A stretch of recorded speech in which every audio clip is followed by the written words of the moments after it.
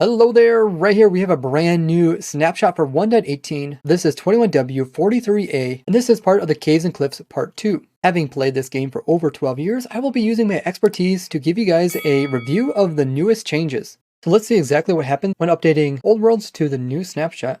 Go ahead, click know what I'm doing. So one of the new things they added is the blending between the old worlds and the new world. So 1.17 is over here, and we got 1.18 generation over here. You can see there is a slight line, and this is their first iteration of it. So they're going to continue working on making this really good.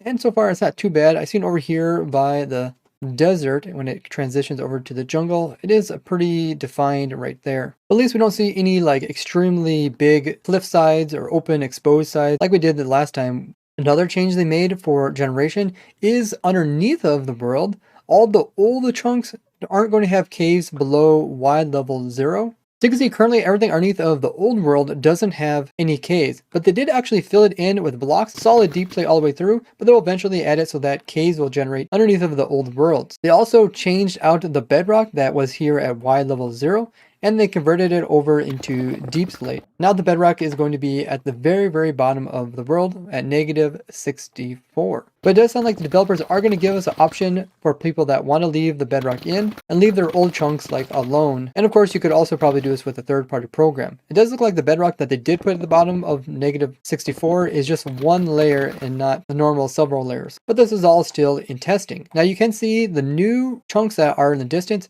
do have the new caves. So if you want to get the caves in your old chunks, they say do not update to this version, or at least make sure to make a backup as you always should do. And it looks like the bedrock in this new area has it correctly.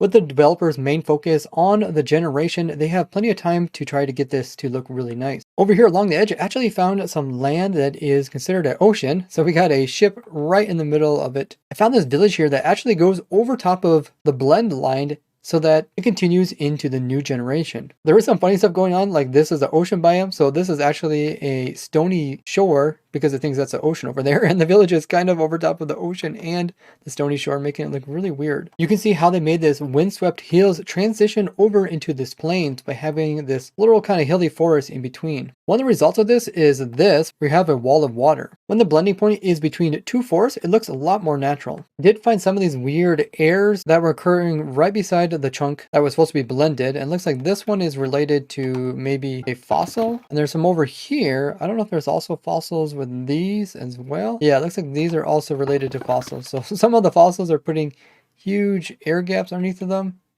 so it makes these holes that go all the way down through the world. They actually go right on through the bedrock. So I guess they break bedrock. I found this floating rune portal, but right beside it there's actually a floating entire village out here in the ocean, and even parts of it are like floating above the water.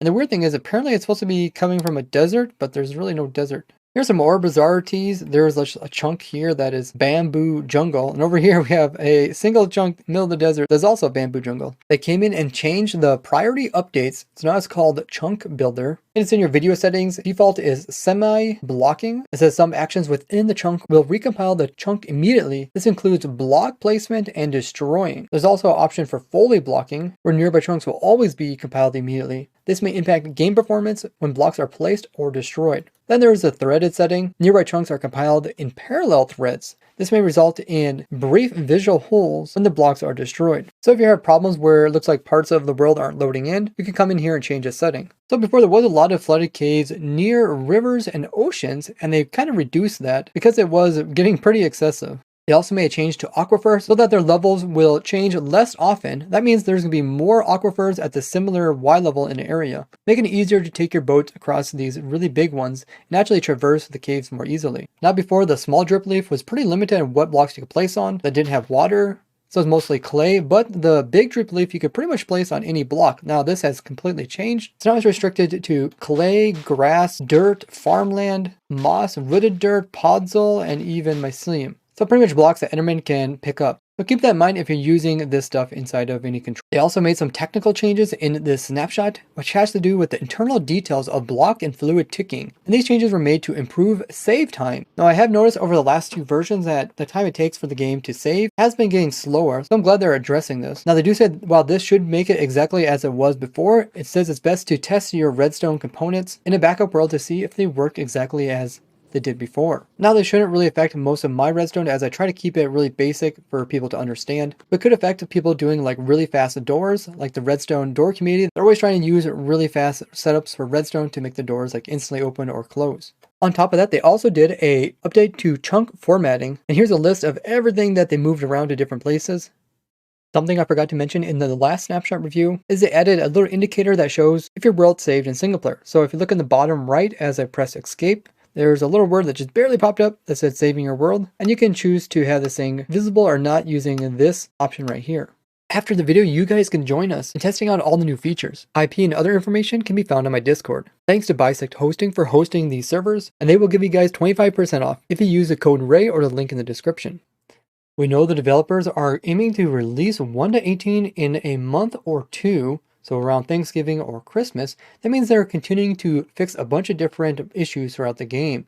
So let's take a look at everything that the developers have fixed this week. In some variations of the Badlands, there wasn't any red or yellow terracotta. They also resolved a problem with Badlands where the really high ones were just having orange terracotta cover the entire top piece. Coral can typically generate in warm oceans, but it wasn't doing this in the deep oceans. Another problem with deep ocean is that it wasn't actually needed in order to get the adventure time advancement. They also fixed it so pufferfish will spawn here again. They resolved the problem that decorators are independent of the world seed. These are the things that put in the extra floral and vegetation to the world. And it's important that they're consistent, but when you play the seed over again, you're given the same possibilities. There was this problem where gravel in the nether would be sometimes held up by stone, and that's been removed. Because they added it so that lava springs could generate from snow, and snow can generate on top of icebergs, there was actually icebergs with lava coming out of them. And this was not intended and was removed. I would like to thank you guys all for watching, and I will see you guys over at my Twitch stream. Bye-bye!